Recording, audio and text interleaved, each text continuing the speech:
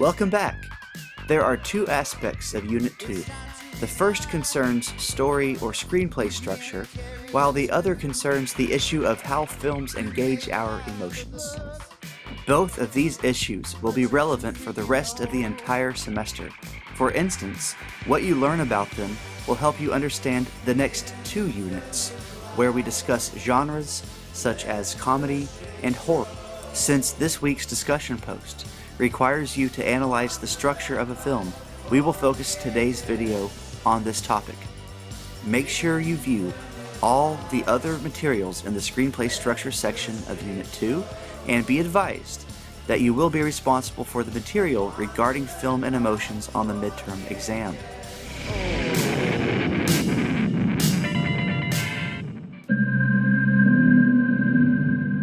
We are interested in story structure as it relates to narrative. What sort of film is a narrative film? Narratives represent multiple events or states of affairs that are either arranged or related temporally and causally. There are two sorts of narratives, episodic and unified. An episodic narrative is composed of a string of smaller narratives or stories, often connected by the presence of a recurring central character. Think of TV shows like Mad Men, The Walking Dead, Game of Thrones, or Breaking Bad. There may be a number of episodes that don't, in a significant way, factor into the overall story or climax of the story. Because the story arcs of episodic narratives can stretch on so long, it is often difficult to wrap up every single storyline contained within. On the other hand, unified narratives are more concise. According to Aristotle, they consist of three parts: a beginning, a middle, and an end. This is what we refer to as a three-act structure.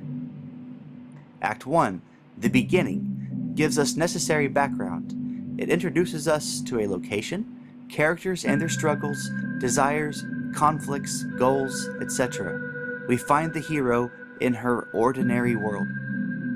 Then we enter Act 2, the middle section of a narrative, when a complication has been introduced. The complication brings certain questions with it.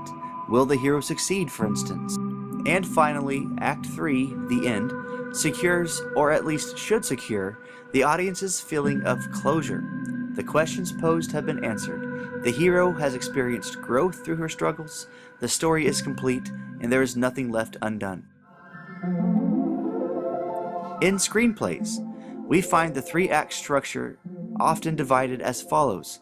Act 1 is 25% of the script, Act 2, 50%, Act 3, 25%. However, some scripts are divided into 4 acts: setup, complication, development, and climax. While other scripts seem to fall into 6 parts: introduction of set and characters, explanation of states of affairs, complicating action, ensuing events, outcome, and ending.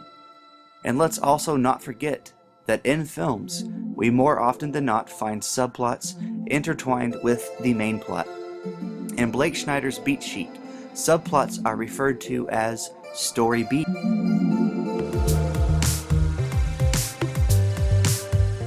Still, many artists reject these script structures as formulaic or Hollywood.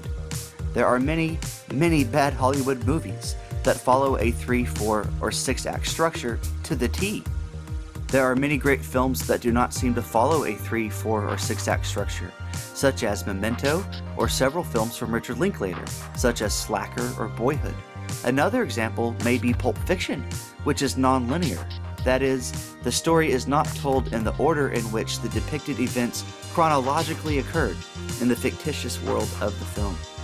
Regardless, the framework of a 3, 4, or 6-act structure can be quite useful in analyzing film. Now let's take a look at Blake Snyder's famous, or infamous, beat sheet.